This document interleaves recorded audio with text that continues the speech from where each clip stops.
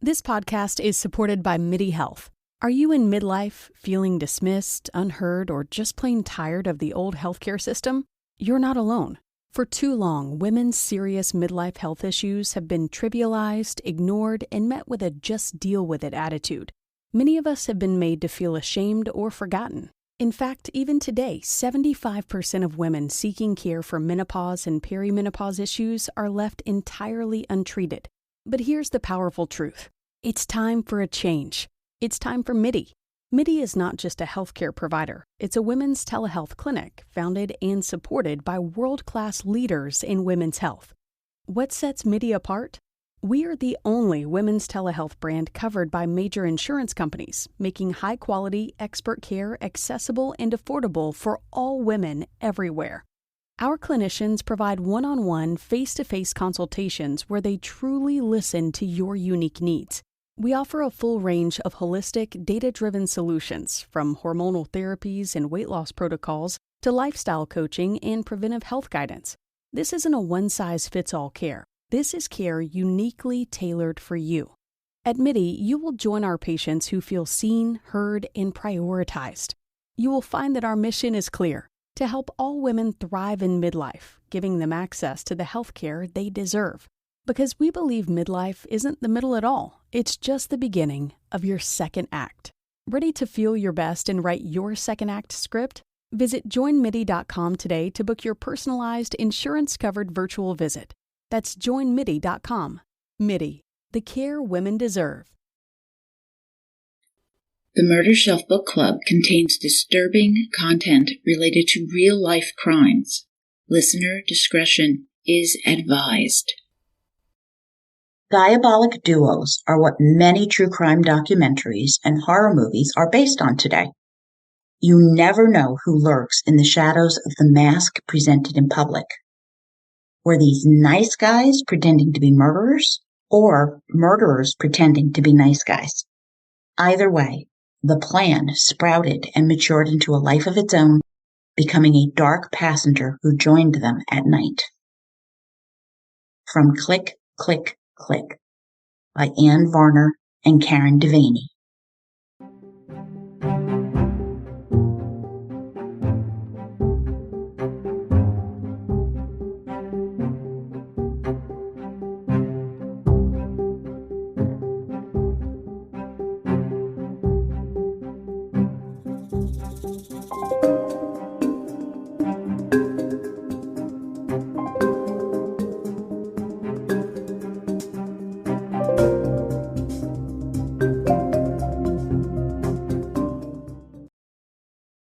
Welcome, murder bookies, to the Murder Shelf Book Club podcast. I am your host, Jill, and this is episode 78, The Guilty Mind, Part 2, on Click, Click, Click by Varner and DeVanie, part of the Say My Name series. This podcast features the best of the true crime books out there, updating the author's true crime story and adding my own insights and analysis. Frustratingly, many of us have no time to read, so I read for you. Trilogies expect a new episode every 2 weeks on the book, and in between, you can leave a 5-star review. Okay. Holiday shopping has kicked in, so make the murder bookie in your life happy. New winter and Christmas designs are out in my merch store on Spreadshop. And it's not just t-shirts, but teddy bears, kitties, baby clothes, hoodies, workout clothes, water bottles, Christmas ornaments. Links are on my blog at www.murdershelfbookclub.com, on X or Twitter, Facebook, and Instagram. And watch for some sale notifications. I'm sure a few of those are coming too. In our previous episode 77, Hometown Murder, we see Mike Jervey and Fred Green conspire to murder someone, anyone, a target taken from their hit list, composed of classmates, friends, even a girlfriend who angered or crossed them, as part of their overall mission to become underworld mob bosses. I kid you not. After much debate, 17-year-old Raymond Trent Whitley was the chosen target. A son, a brother, a good friend, overall great kid, Trent simply went missing the night of February 23, 1990. His family was thrown into despair and tortured with uncertainty. Eventually, police delved into the case, but nothing substantial came from it. 3 teens who were to party with Trent that night would remain suspects for years, upending their lives, causing much pain and scrutiny. But these young men were not the killers. More basketball practice helped Mike Jervey to put the execution of the plan behind him, as murder haunted his dreams less and less often. Mike had focused on how he and Fred Green had pulled off the perfect murder. Now they began to focus on how to capitalize on pulling off this perfect murder to gain the credibility they needed to establish their underworld kingdom while maintaining the secret as the whole town continued to search for Trent. Fred and Mike volunteered to post missing persons flyers, never actually going through with it. Geez, what is worse than posting flyers or making out like they're helping to post flyers? I don't know. They're just so terrible. They commented to other students that they'd seen them at the vigil while never actually attending one.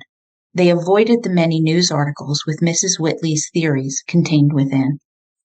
But one reporter dogged Mike, and she was relentless, trying to sniff out clues as to what had happened. About a month after Trent's disappearance, the reporter heard that Trent was going to meet with Mike and Fred that night. Calling Mike, she had a zillion questions. Why were they meeting? Was Mike sure he hadn't seen Trent that Friday? What was the plan for afterwards? Good Lord, she asked what the plan was, but with the small t and p, not the capital letters. Mike stuck to the plan with the capital T and P this time, repeating the story he and Fred had concocted.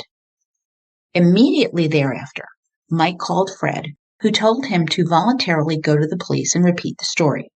Obeying, Mike drove his car, no longer invisible in his mind, to the police station. On the outside, Mike seemed calm and eager to assist. Inside, he was a panicking mess, knowing the telltale bloodstains would be tracked back to Trent, and they were in the trunk of his car, parked outside in the lot. He explained about being supposed to meet Trent and that he wanted to get this on the record. The police welcomed him with open arms, believing Mike was an upstanding, decent citizen because all of the Jerveys were that. Karen and Ann wonder if the police had pushed a little bit, would Mike have begun to sweat?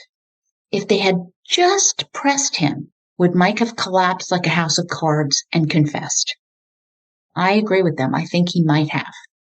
Mike would later admit that he did wrestle with how to confess without implicating Fred. Later that same day, Fred stopped by the police station, and the story he told did not match Mike's. Red flag, right? Well, nevertheless, the officer never questioned him or Mike further. After all, Fred's best friend was that good young man Jervey, whose family were such good Franklin citizens. And all the while, quote, affluence and connections through friendship protected 2 cold-blooded executioners. The high of fooling the investigators distracted Mike from the detour Fred took from the rehearsed story of the plan. But a seed of doubt was planted, end quote. So, did you notice that? Fred deviated from the plan, from the script that they had rehearsed 100 times. Gee, why would he do that? Well, their secret was safe, and they were confident. They felt they had power to establish their organized crime network in Franklin. Their joke? The town was in their clutches, and no one was the wiser. They are completely delusional. Fred's street smarts, combined with Mike's family connections, had built them a shelter of protection. And all this as Trent's family lived with anguish and not knowing each and every day what had happened. For the killers, life was running the streets and partying at will. But Fred deviated from the plan. It gnawed at Mike, disturbed him. He began considering the reasons, wondering if these 2 partners were not on the same page. paranoia kicked in, and it would never really quite leave Mike again. When it was quiet, the paranoia would rear its ugly head, reminding him he was never safe, never secure, and that this secret murder would always be part of his reality. At these times, he'd have flashbacks. Bang! The gun blast, blood spatter, thud of the body hitting the ground, the stench, brain bits clinging to his clothes and hair. Guilt rode with Mike. He could never betray Fred, nor could he let his family know what a horrible person he was. He knew they were watching him too, as were other people. His head and images swirling around were as invisible as his see-through car with the waves of blood. They were all out to get him. Mike knew it. Spring brought senior prom, and Mike went, and he attended all the parties associated with this coming of age. His family's cabin proved to be an important location. It was the ideally secluded place, making it easy for Mike and his underage friends to hang out and party, causing a surge in Mike's social popularity. Simultaneously, he and Fred felt the power that they had acquired, burning like an ember in their pockets. There was no way around it. If they didn't at least hint at having killed someone, well, what was the good? They decided to keep it just between their boys, the recruitables that they had identified, but no girls. They would spare them from the evil they'd unleashed. Or maybe they just thought girls couldn't keep secrets. Throughout that summer, Fred and Mike dropped hints as to what they'd done, and the more alcohol flowed, the more hints were forthcoming. Once, Fred told his younger brother. Then he told his brother's friends, who he knew were very impressed, as he and Mike basked in their newfound infamy. They created an initiation into the boys, telling them what they'd done and then swearing them to secrecy. Fred, who usually carried a handgun, boasted that this was the gun that killed, quote, the kid who went missing, end quote. Had they terrorized those now in the know into silence? Was this silence loyalty or just disbelief?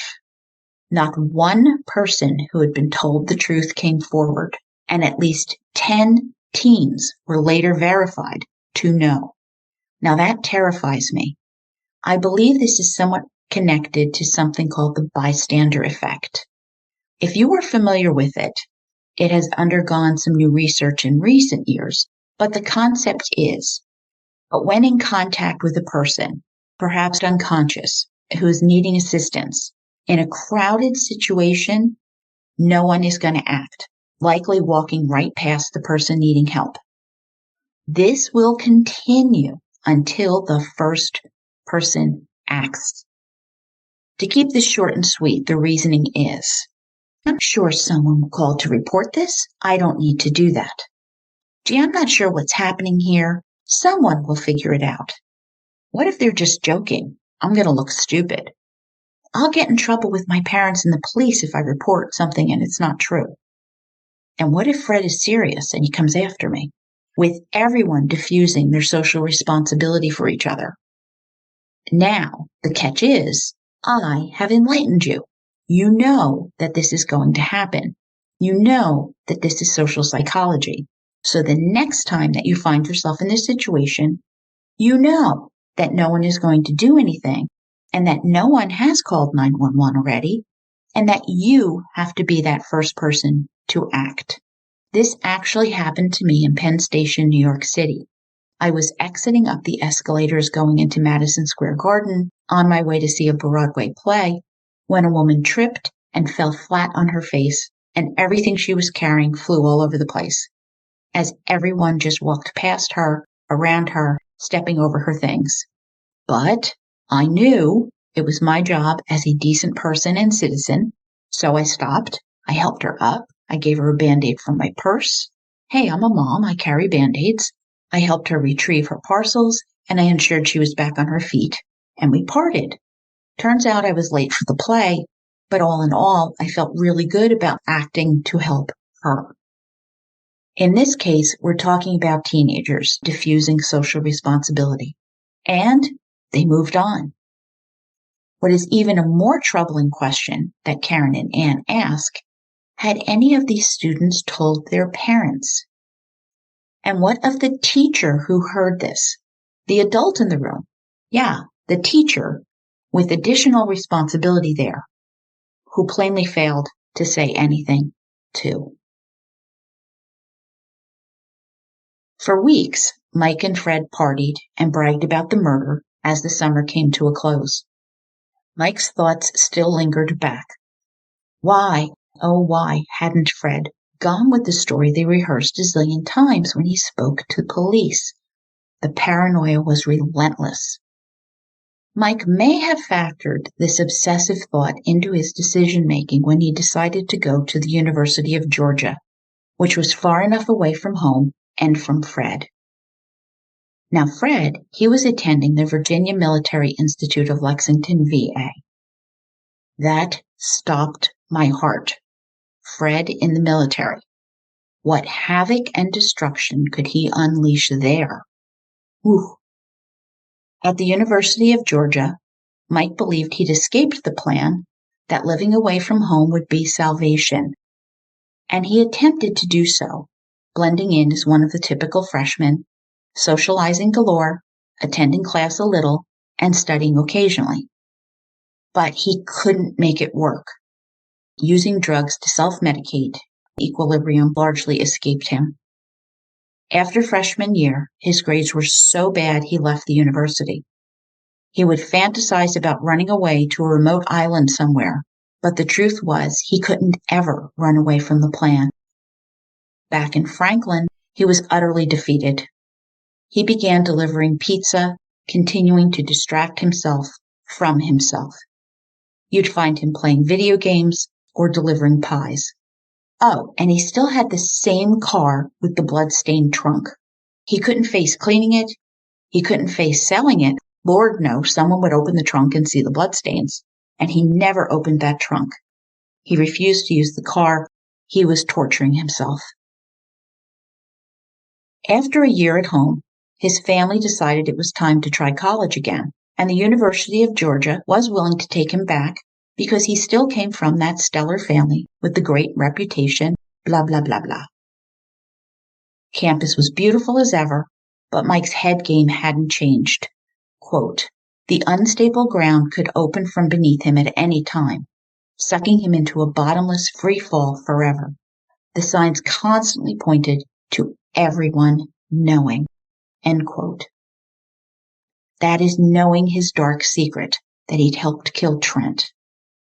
He and Fred hadn't kept the secret, so he wondered how many others had actually been told. To stem his racing, fearful, paranoid mind, he continued recreational drugs. On the surface, he was the same old Mike. After imbibing, if he was complimented, he would respond that he was an evil asshole.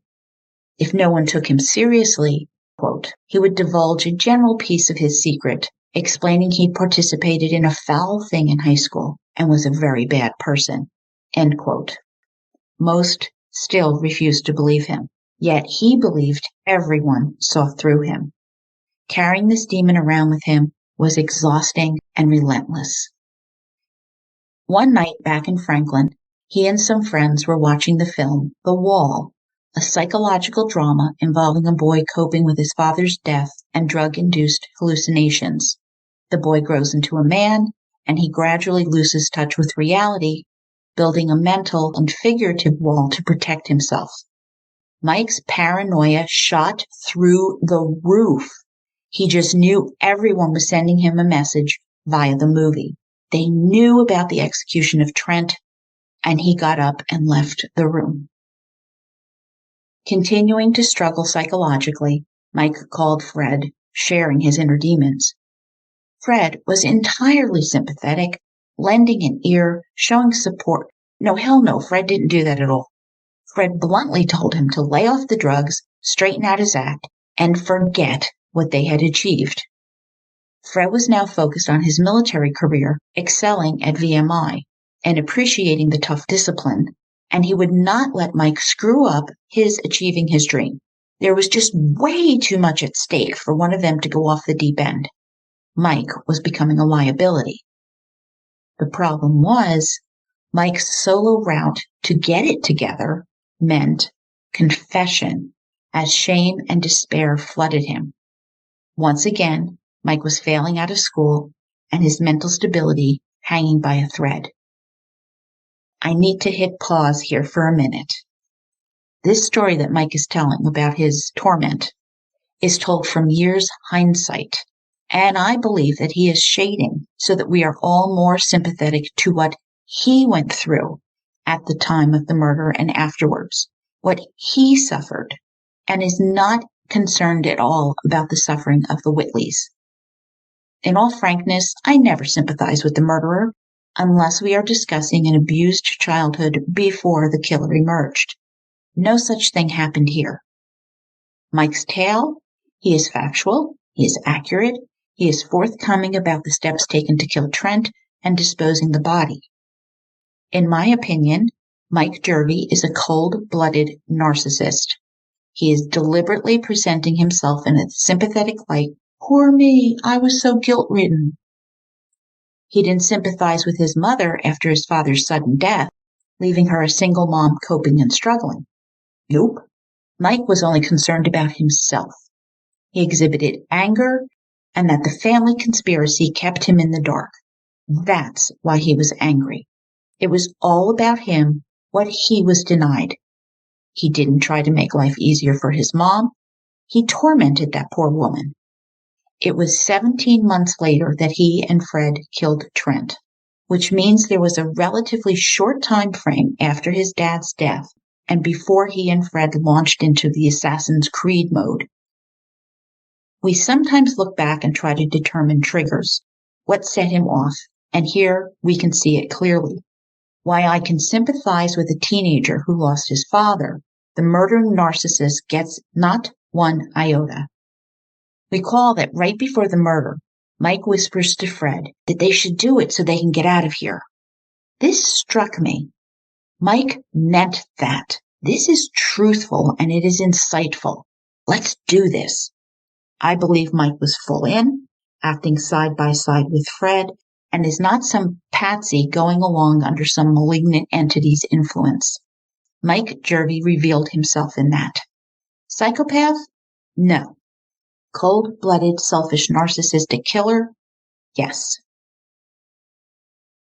While Mike couldn't go back home, it would be unbearable. Convincing his mom, he opted to go to summer school so he could figure out what was next. If he went to the police and confessed, he'd betray Fred, and that was simply not possible, even if their bond was eroding and he no longer trusted Fred. They were living very different lives now. Fred was enjoying his success at VMI and received several accolades.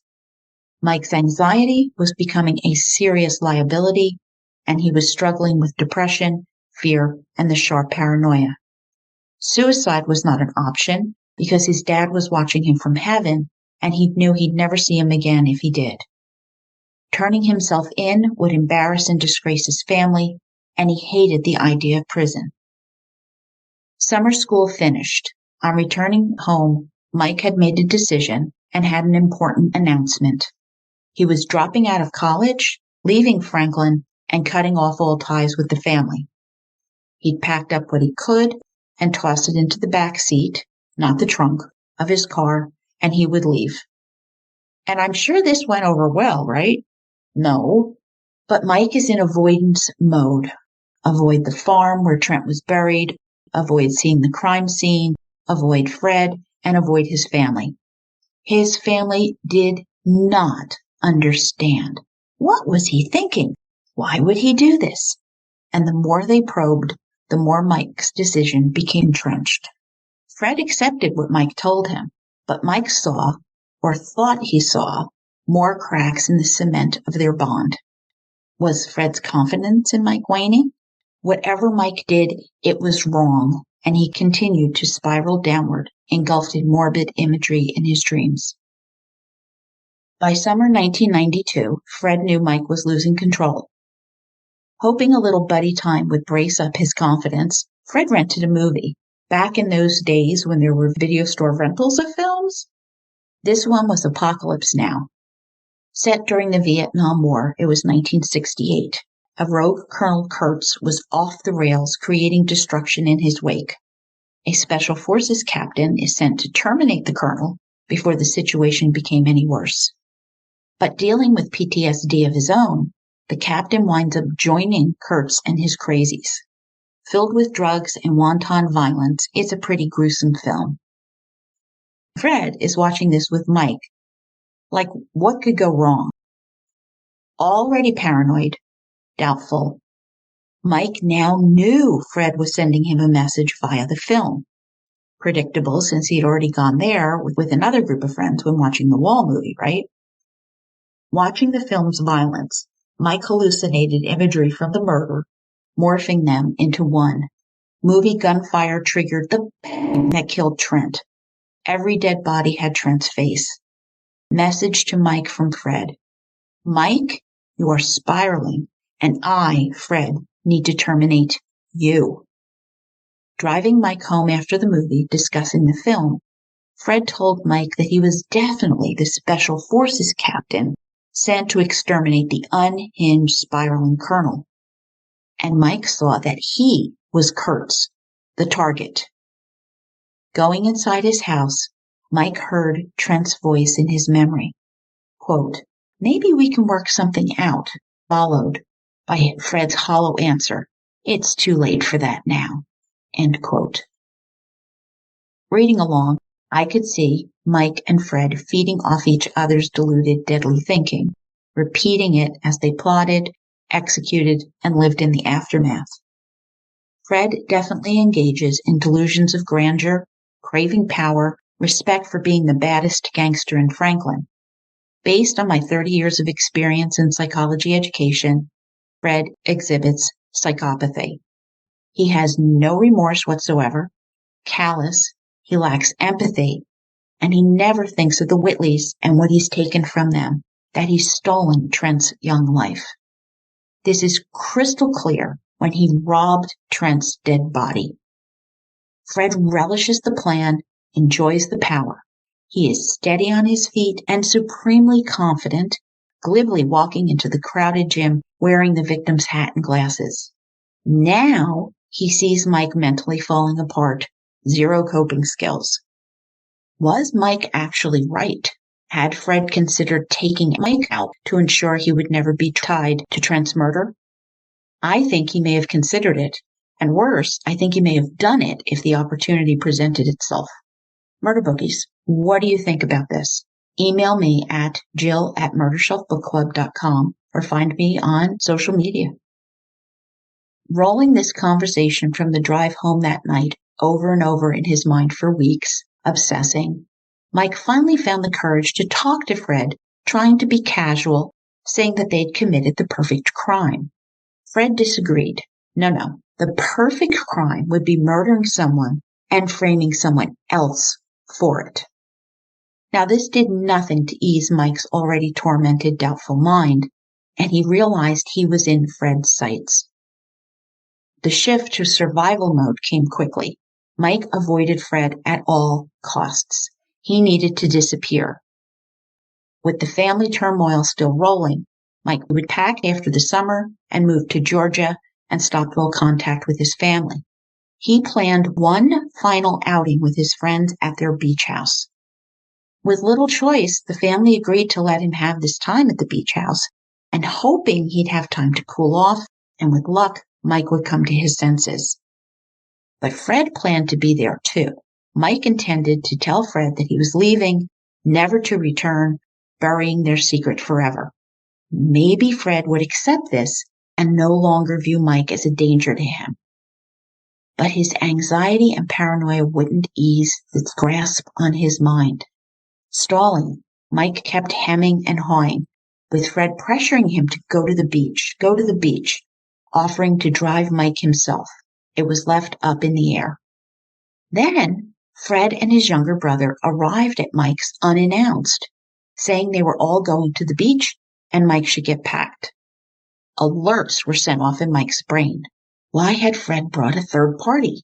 They never socialized as a trio, as the hair on Mike's neck rose. Fred was going to kill him and dump the body in some remote place. Survival mode, Mike fled to another friend's home, supposedly to play video games, with Mike refusing to leave there until Fred and his brother gave up and left. The next day, Mike found himself at the family's farm, where one of his brothers, called Farmer in the book, was working.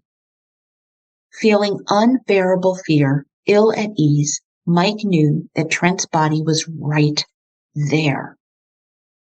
Suddenly, Farmer got sick of Mike's attitude, and they began to argue. Mike sucked, and his plan to leave sucked even more.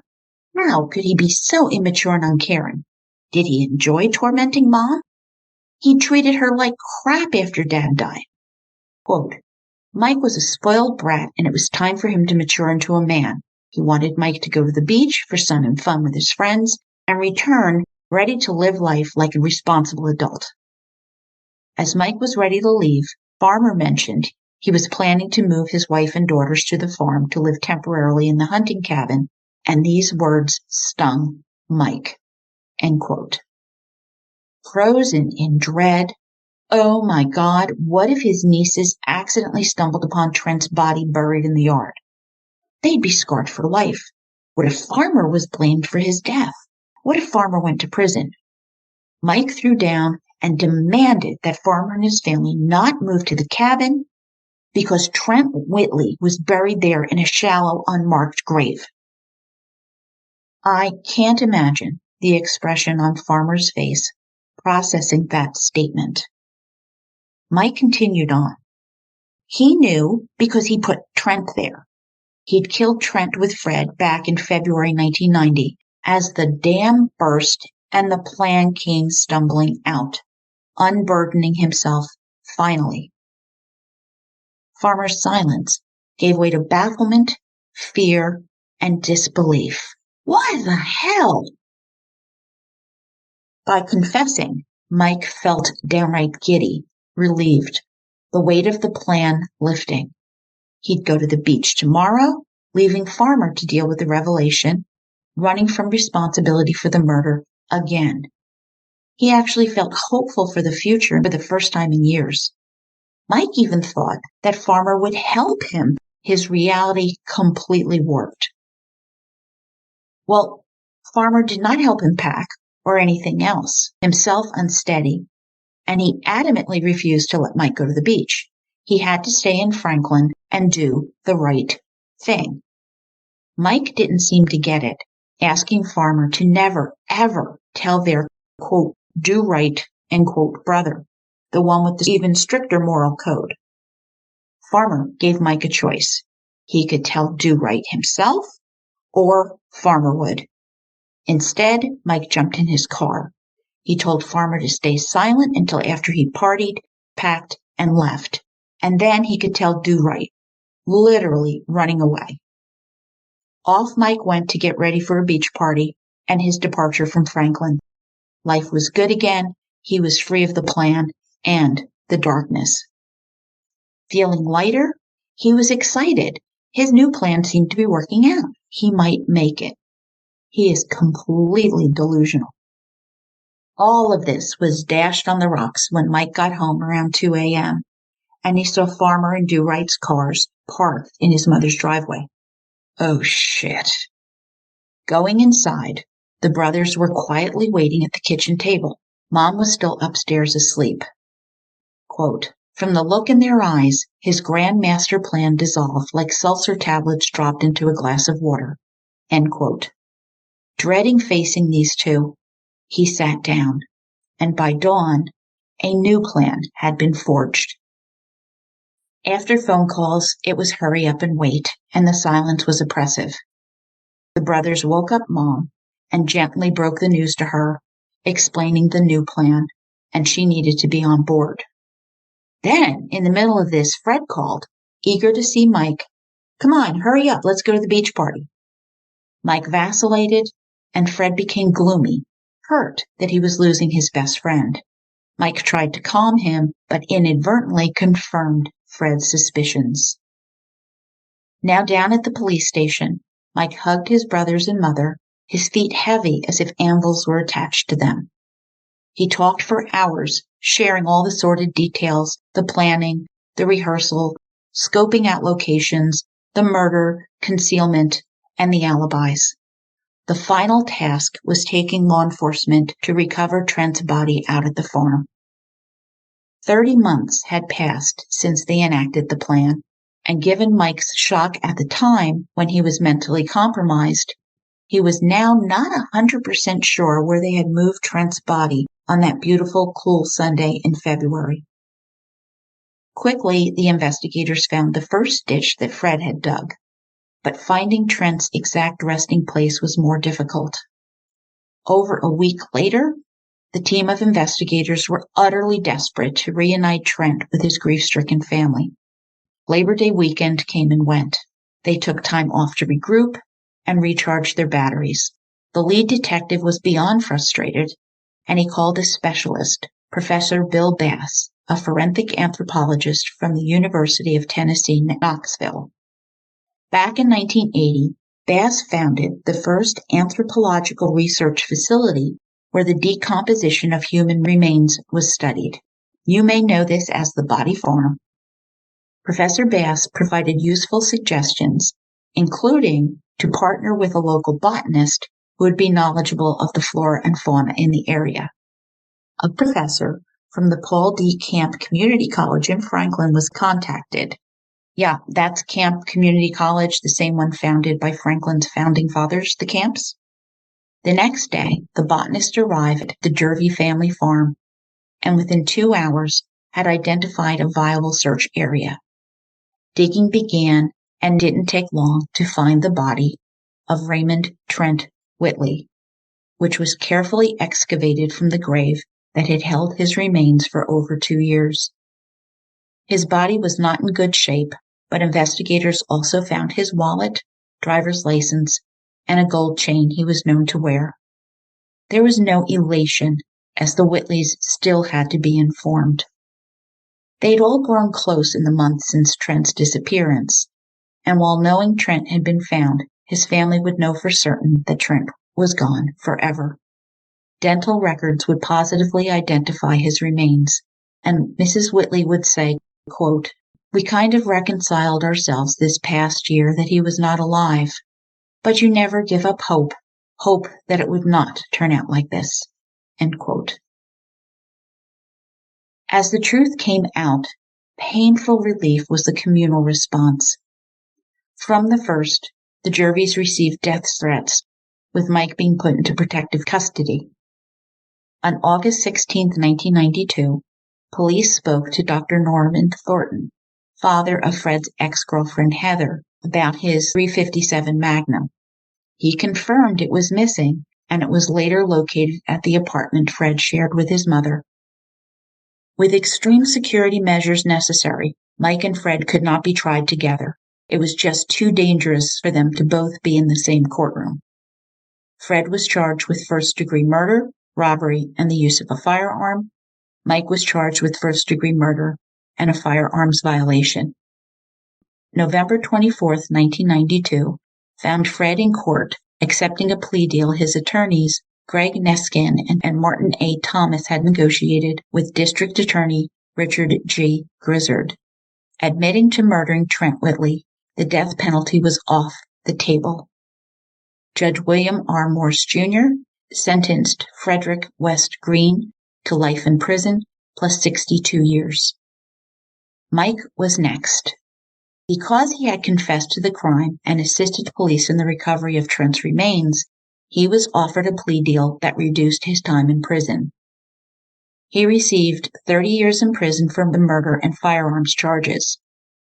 According to Virginia's attorney, Richard Grizzard, Green will serve at least 25 years, and Jervey is eligible for parole in 5 years and 2 months.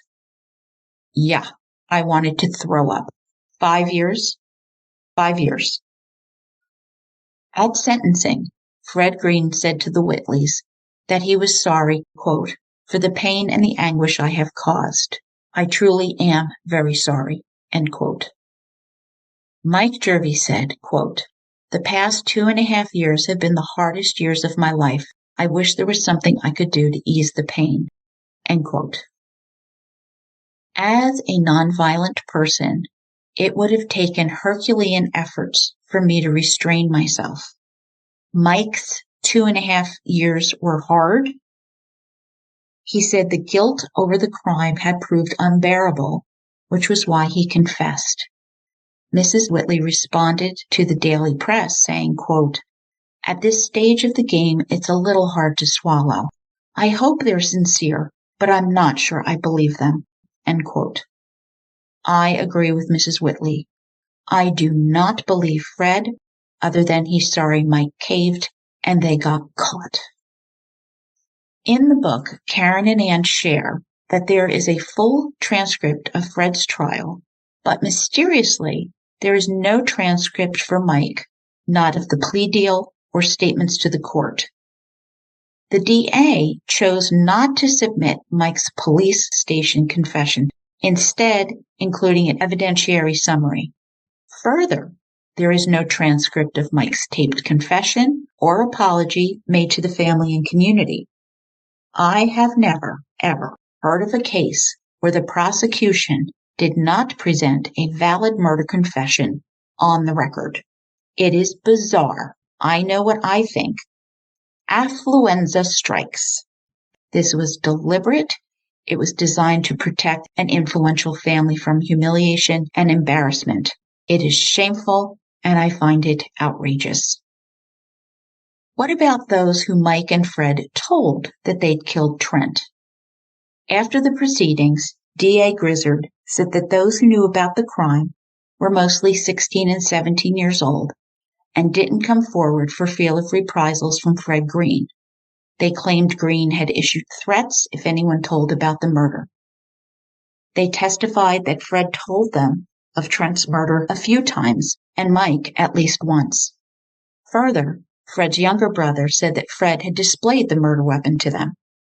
These bystander witnesses weren't charged because there's no law in Virginia against knowing about a crime and not coming forward. What about a person's conscience, morality, decency, empathy? I was first a student of the Holocaust. Then I took additional courses, wrote research papers, traveled to Europe to death and concentration camps, and listened to Holocaust survivors. I then began teaching other teachers how to address this subject with their students, and I wrote curriculum for the New Jersey Holocaust Commission. So it is ingrained in my DNA not to be a bystander, but to be an upstander, to stand up for those who cannot, who need help, who are rendered silent, like their friend Trent Whitley. It is a lot more than my pet peeve when people know about something this horrendous and they don't lift a finger to call Crime Stoppers anonymously. No one says go out and be a vigilante and bring Fred in yourself. Of course not. But for heaven's sakes, grow a pair and speak up if you know something. If remaining silent when terrible things are happening is your chosen path, this is not okay with me. Judgy? Hey, I will listen. But yeah, I'm probably judgy. And guess who agrees with me? Here it comes. Back in 1992, the Reverend Ira D. Tuck Hudgens ministered at the Franklin Baptist Church. A month after Mike confessed to the police, and hundreds were in attendance of Trent Whitley's funeral, Reverend Hudgens had a few words to say, quoting from the Roanoke Times, quote, "We are all guilty for creating the kind of climate in which this thing can happen," Hudgens said. He criticized those who had maintained the code of silence that prolonged the family's agony. To stand mute in the face of such horrible crimes makes those who keep quiet as guilty as those who perpetrated the crime. End quote.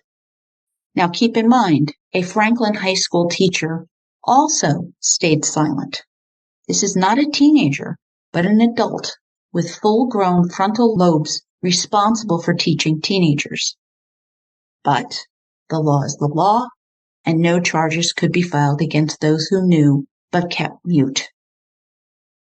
Reverend Hudgens also described Trent, quote, a friendly young man whose infectious laugh brightened many a day, a dutiful and loving son, a man of promise. End quote. How much Trent would have achieved, we can never know. It is such a terrible loss. Truly a kind woman, Mrs. Whitley expressed sympathy for the Green and Jervey families, who also never expected to be involved in a homicide. The press did not report their statements about their convicted sons, then aged 20 and 21. Today in Franklin, when residents speak of the three boys, it is in hushed whispers so as not to offend anyone. It's a common practice for high school yearbooks to dedicate a page to a lost classmate or faculty member. That did not happen in Trent's case, the code of silence on display in its absence. Karen and Anne explain that they did not write click, click, click to disparage their hometown. Rather, these ladies' hearts are in the right place. They are honoring Trent's lost life. Researching as they wrote the manuscript, they dug down deep, wanting to know more about Trent's life and the young man that he was. Many they spoke to recalled sensationalized stories and rumors, mostly about the confession and plea deal. No one was willing to speak about Trent, perhaps from fear, community loyalty, or allegiance to the families of the killers. Resolved to tell the story of the victim, they adopted a neutral tone, aware that Trent's family is still living in town as well.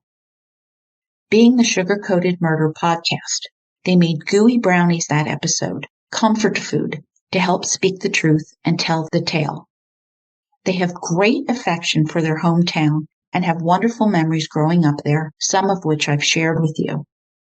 One homicidal act does not define Franklin or the community. It was and continues to be a great place to grow up and raise a family.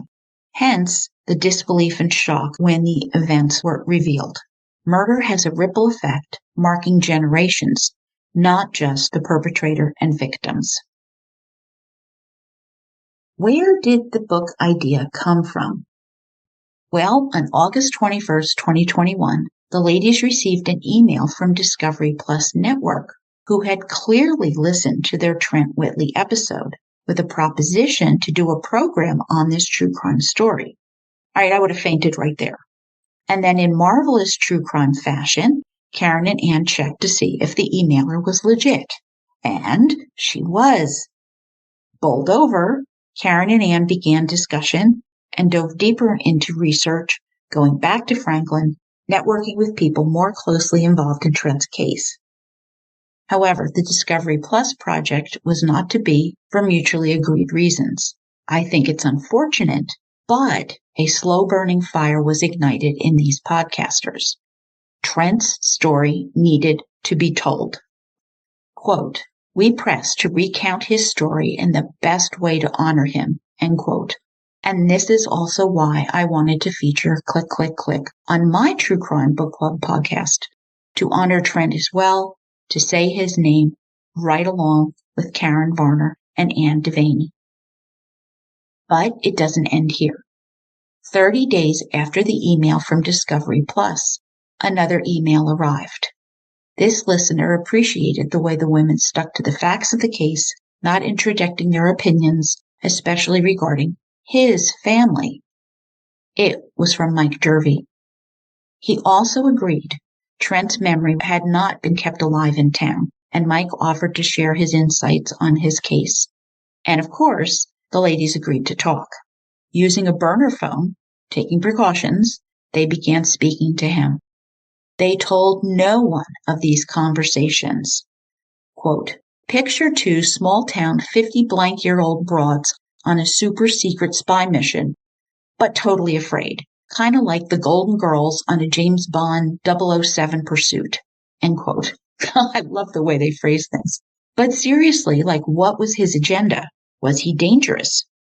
They also felt that by now he had served his time, he had been punished according to the law, so they owed him no discrimination. And I can understand that balancing act. Emotion is not always logical and doesn't always follow the lead of the rational mind. They scoured the documents at the clerk of court office, getting copies of files, while discussing the case with those who recalled 1992. It was tough at first, but then they shared their surnames, and the welcoming floodgates opened with information flowing freely. They belonged. They were part of the community. Next, they went to the high school looking for Trent's 11th and 12th grade yearbooks so they could see his groups of friends and get a sense of those high school years. The librarian recognized the ladies as homegrown gals, letting them borrow the yearbooks and return them by mail later. Using those insider connections, brilliant. They went to the location where Trent's car was found, meeting the investigator and one of Trent's brothers, both providing novel information and details to the questions that were asked. Perhaps unsurprisingly, it was an emotional meeting, ranging from sadness, anger, disbelief, shock, and sheer horror. Discussing murder is not easy, nor should it be. Revisiting dark days is intense and all too real. But they left even more convinced that they needed to tell Trent's story and end the rumors and speculation that still remained. He deserved to be more than a footnote to a legal proceeding. Then the emailer wanted to meet face to face. Now, y'all might not realize that as suspicious true crime podcasters, we overthink and overprepare a lot, especially for a sit down with a convicted killer. Karen and Ann asked a police officer for advice on how to proceed, and he advised, do not go. Well, they didn't listen, still not disclosing their activities with family and friends. So let's say a stranger emails you and says, hey, I'm a convicted murderer. Let's talk. Well, we always tell people never to do this, especially the part about not telling friends where you're going and not texting them you've arrived okay and when you're expected home, right? Well, they wanted to know the story, and they did meet and were taken back into a small office. Nervously, they asked, quote, can you tell us about the night of Trent's murder? End quote. Almost 5 hours later, the conversation ended, and they thanked Mike and exited. In shock, in disbelief, they fell into a reflective silence, and about 15 minutes later erupted in squeals of like, oh my God, what did we do? Pausing for some hydration and sustenance, they drove to their Airbnb and unpacked what they had been told, taking notes and gabbed into the wee hours of the morning. But a problem arose. They had no idea how to write a book. So enter Amazon. They went and they bought several books on how to write a book.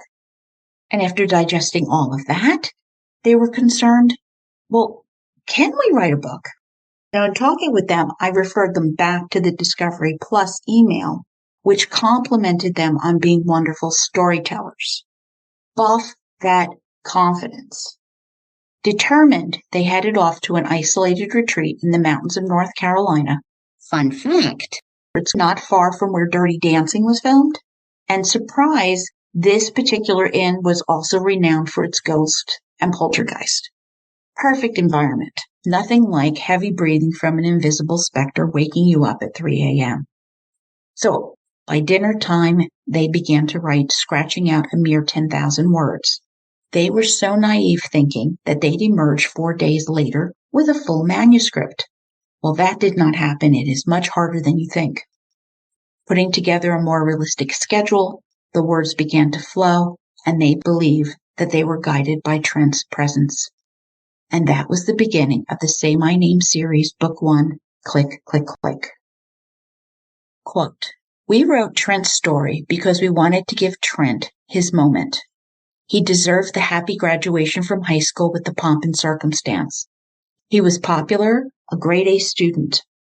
He was due to date girls and maybe get married and enjoy the experience of babies. He merited happy birthday celebrations, Christmases, Easters, hunting, fishing, all the joys that life has to offer. We are the sisters who wanted to shower him with the recognition and remembrance he never received. Mr. and Mrs. Whitley's son waited in a lone, cold grave through the springs and winters, summers and falls, to be found and laid to rest by his adoring parents and brothers. He now rests next to his mom, who passed away after these events. He is also joined in heaven by one of his older brothers. We are sure they are together as they should be. How could such a sweet, deserving boy get forgotten in his own murder? We wanted to change the outcome. Please, as you finish this book, take a moment and say his name. Raymond Trent Whitley. End quote. I'm sorry, I swore I wasn't going to do this. I am crying my eyes out here, as I was when I was putting this episode together. Well, I want to help change that outcome too, and that's why I picked this book. Please read it for yourselves. Okay, and here comes the update. So, Mike Jervey probably served 6 years, and I can find nothing indicating he served more than that. I did find an article from 2017, totally unrelated to Trent's case. A woman named Laura Tarantino was arrested for possession of heroin back in 2007 and again in 2009 when she was 21 years old. She served 15 months and was released in 2010. At the time of this Washington Post article, Laura was clean, educated, established, happily married, and she was trying to get Virginia legislators to reduce the 10-year ban on those with felony convictions from adopting a child. So why do I mention this? Interviewed in this 2017 article is Mike Jervey. Cheering on Laura's efforts, he was now 45 years old and, quote, was released from prison a decade ago and is a life leader at his hometown church in Franklin, Virginia, end quote. Mike explained that at his church, he and his wife learned of a baby girl needing a home. They jumped at the chance to help, but Mike was not eligible due to his murder conviction. He told journalist Victoria St. Martin that, quote, you need to take a look at all types of criminal activity, but you also need to be able to understand when there's a time to give grace and look into things more deeply.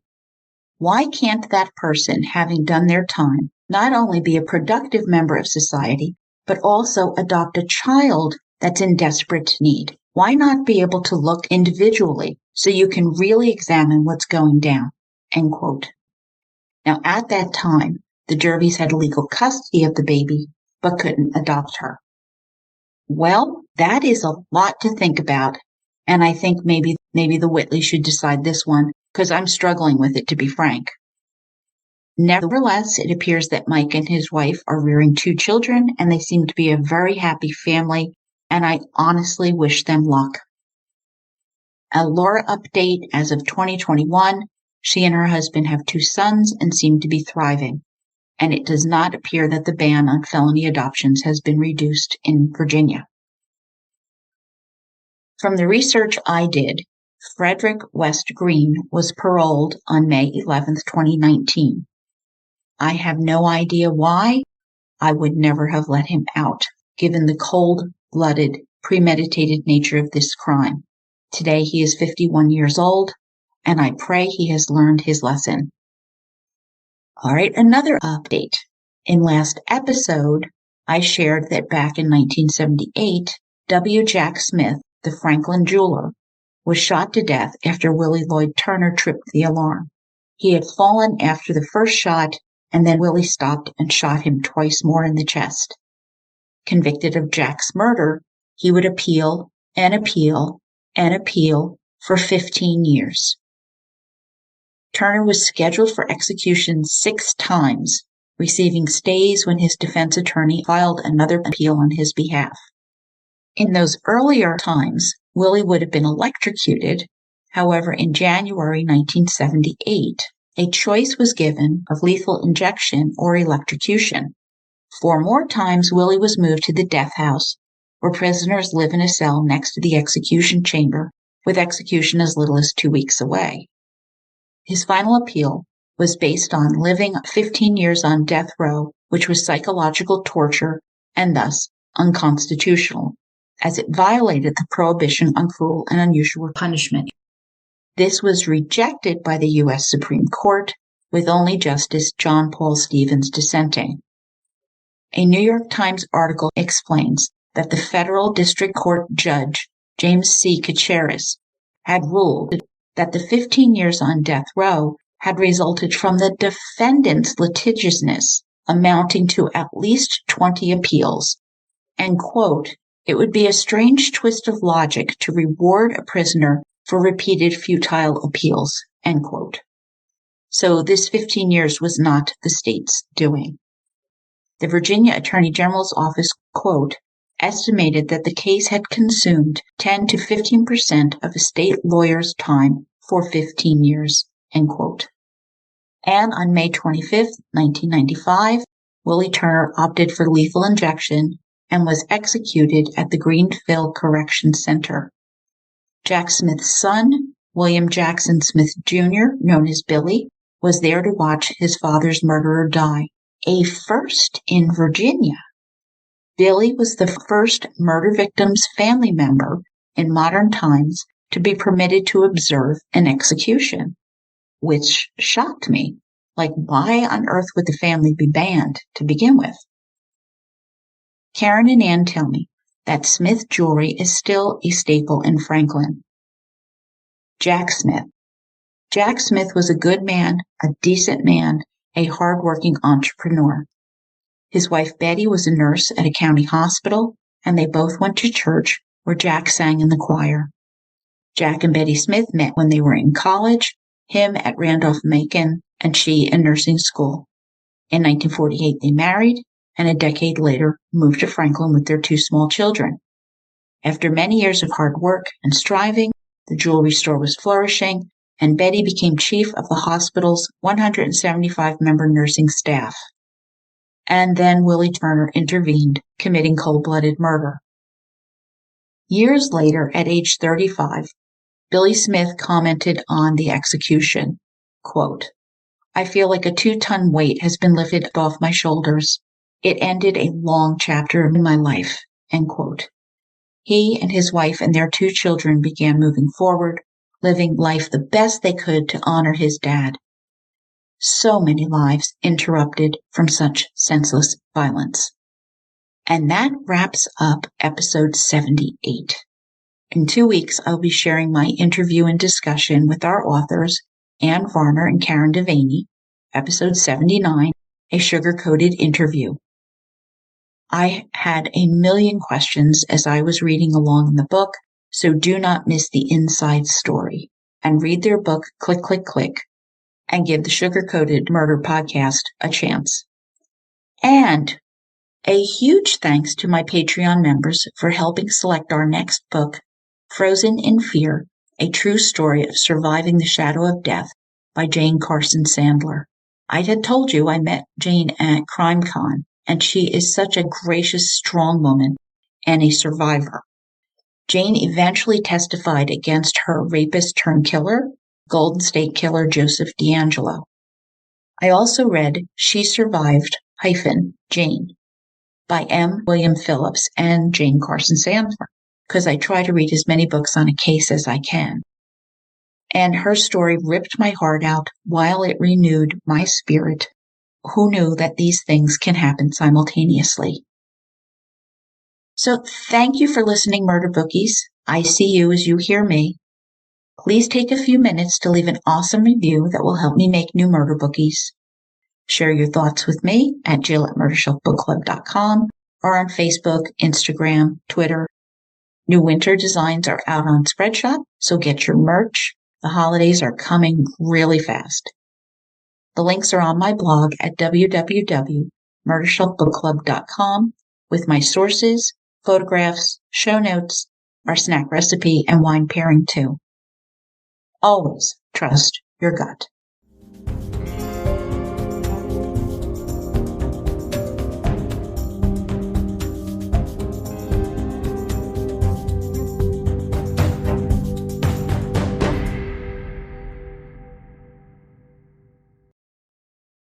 Written and produced by Jill. All rights reserved.